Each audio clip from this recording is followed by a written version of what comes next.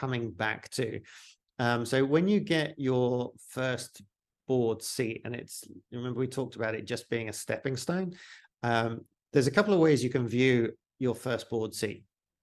So it might not be with a company you're particularly interested in. It might not be an industry that you particularly want to end up in, but it gets you on the ladder. It lets you update your LinkedIn profile and say, hey, I've just joined the board of XYZ company.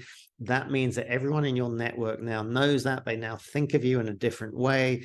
It's quite possible someone in your network will say, oh, I didn't know you sat on boards. Would you be interested in sitting on our board as well? So that's how you kind of start to leverage it. You want to be thinking in terms of two pieces, just like value. How do you leverage that board seat for your own benefit?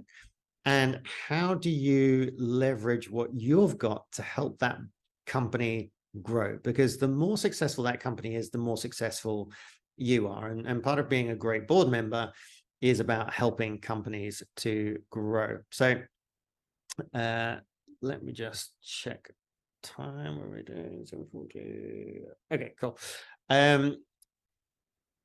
Right, let's look at leverage. Okay, so this is about aligned self-interest. It's about thinking about what you want, and it's about thinking about what the company wants.